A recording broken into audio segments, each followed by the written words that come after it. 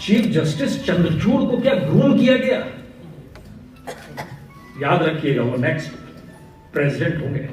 देश के पूर्व सीजेआई चंद्रचूड़ को लेकर एक बड़ी खबर सामने आई है और ये खबर जब से सामने आई है बवाल मचा हुआ है। चंद्रचूड़ को लेकर बीजेपी इन दिनों काफी असहज है, लेकिन मजबूरन और उन पर दबाव होने के कारण उनको कहीं न कहीं सेट करने की कोशिश लगातार कर रही है। लेकिन बीजेपी जैसे ही इसको लेकर अंदर ही अंदर कोई प्लानिंग करती है, उसका भंडाफोड़ हो जाता है और चंद्रचूड़ को लेकर चल रही प्लानिंग फेल हो जाती है। एनएचआरसी का पद उनके हाथ से कैसे चला गया, ये किसी से छिपा नहीं है और एक बार बीजेपी ने फिर से खेल शुरू किया तो एक बार फिर से उनका प्लान लीक हो गया।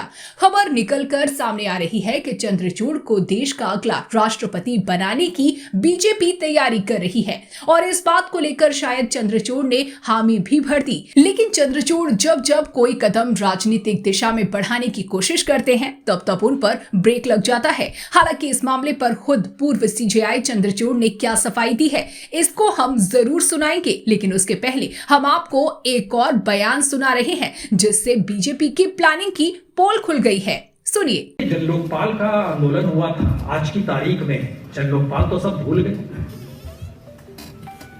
चीफ जस्टिस चंद्रचूड़ को क्या ग्रूम किया गया? याद रखिएगा, वो नेक्स्ट प्रेसिडेंट होंगे। जहन में रखिएगा इस बात को। हो गया जो आपने ओबीसी देखा, आपने आदिवासी देखा,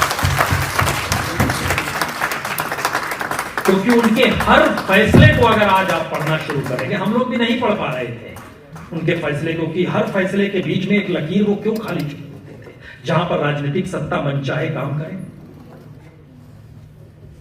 ये परिस्थिति इस दौर में कैसे सामने आकर खड़ी गई और हम लोग मानकर चलते हैं कि न्याय तो सुप्रीम कोर्ट ही देगा, क्योंकि संविधान की व्याख्या करने का तो अधिकार उसे ही है। ये देश के जाने माने वरिष्ठ पत्रकार पुण्य प्रसून वाजपेयी हैं, जो अपनी रिपोर्ट्स को लेकर हमेशा छाए रहते हैं, क्योंकि ये वो पत्रकार हैं जिन्होंने मोदी सरकार की ईंट से ईंट बजा दी और इनकी रिपोर्ट से परेशान गुजरात लॉबी इनकी नौकरी तक खा गई। हालांकि फिर भी इनकी आवाज को वो दबा नहीं पाए और अब एक बार फिर इनके इस बयान ने सियासत में हलचल मचा दी है। पुण्य प्रसून वाजपेयी ने साफ कर दिया कि मोदी सरकार पूर्व सीजेआई चंद्रचूड़ को एक बड़ा तोहफा देने की तैयारी कर रही है। प्रधानमंत्री को अपनी फाइल जैसे ही दी, उस फाइल को बड़े साहब ने तुरंत आगे बढ़ा दिया। आपने देखा होगा कि पूर्व सीजेआई चंद्रचूड़ ने कई ऐसे फैसले दिए जो मोदी सरकार को परेशान करने वाले थे, लेकिन उन फैसलों के बाद भी कुछ काम ऐसे किए जिससे मोदी सरकार ने कई बड़े खेल किए। इलेक्टोरल बॉन्ड को लेकर जो टिप्पणी की गई, उसके बाद तो लगा कि सरकार के खिलाफ कुछ बड़े फैसले होंगे, लेकिन उसके बाद चुप्पी साध ली। उससे देश में बहुत अलग मैसेज गया। लोगों को समझ आ गया कि दिखावे और हकीकत में बड़ा फर्क है। भारतीय राजनीति में अक्सर बड़े फैसले अचानक सामने आते हैं जो जनता और विशेषज्ञों को चौंका देते हैं, लेकिन पत्रकार पुण्य प्रसून वाजपेयी के इस बयान ने ऐसी हलचल पैदा कर दी जिससे समूचा विपक्ष भी सत्ते में आ गया। उनका दावा न केवल राजनीतिक गलियारों में चर्चा का विषय बना है, बल्कि जनता और विशेषज्ञों के बीच भी कई सवाल खड़े कर रहा है कि क्या ये कदम प्रधानमंत्री नरेंद्र मोदी की रणनीतिक चाल है या ये भारतीय लोकतंत्र के प्रति एक नया दृष्टिकोण दिखाता है। जैसा कि आप सब जानते हैं कि डीवाई चंद्रचूड़ भारत के 50वें मुख्य न्यायाधीश हैं, जिनकी पहचान उनके प्रगतिशील और जनहितकारी फैसलों के लिए होती है। उनके पिता वाई बी चंद्रचूड़ भी भारत के सबसे लंबे समय तक सेवा देने वाले मुख्य न्यायाधीश रहे हैं। चंद्रचूड़ परिवार भारतीय न्यायपालिका में विशेष स्थान रखता है।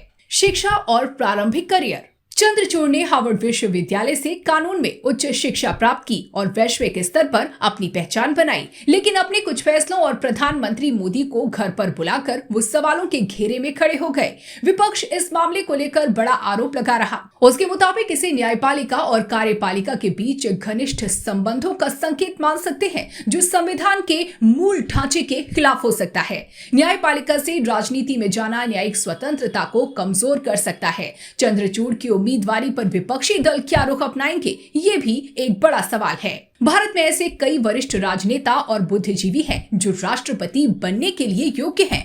डीवाई चंद्रचूड़ को राष्ट्रपति बनाने की संभावनाओं पर बहस केवल राजनीतिक नहीं बल्कि लोकतांत्रिक मूल्यों के भविष्य पर भी चर्चा है।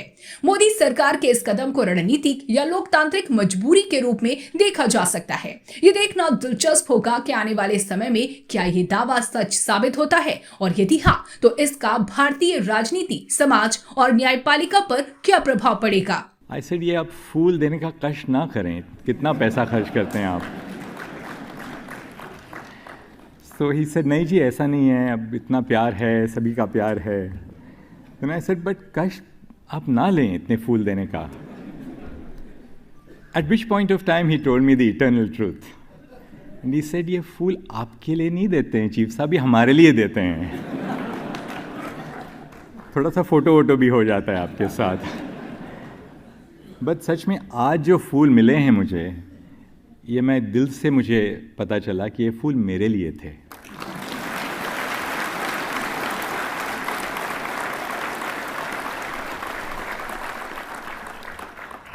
क्योंकि दिल की बातें जो छुपाई नहीं जा सकती। Well, it's a moment today of Thanksgiving. It's a little bit of time for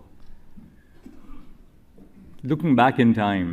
But before that, I would like to thank from the bottom of my heart the Supreme Court Bar Association for organizing this event and for all the beautiful words which have been said by each one of the speakers who preceded me. Brother Sanjeev Khanna, I'm really touched to the core by what you've said. Thank you so much, Rachna. Thank you, Kapilji, for these beautiful words in the poem. Thank you so much, AG. And thank you, really, all of you, for giving me this great honor together with my family. I don't want to be very long, but it's obviously a time when I must acknowledge those who have played a very critical role in my life. And who more, or who better, to begin with than my own mother. I was a sick child. I was prone to falling sick. My mother must have spent night after night keeping awake to ensure that I get well. And I still remember a little saying or a shloka, whatever you can call it, that she would say, which I was thinking of over the last few days. I must have heard her innumerable times saying, Aushadhi Janvi Toyam Vaidyo Narayano Hari, which meant that Aushad, medicine, is like the Ganges, and Vaidyo Narayano Hari, the doctor, is in the position of Narayan. I never knew what the meaning of that phrase was. I never did. All that I knew was that it was accompanied by the bitter medicine which went into my mouth. She told me when I was born, I was growing up, that I've named you Dhananjay, but the dhan in your Dhananjay is not material wealth. I want you to acquire knowledge.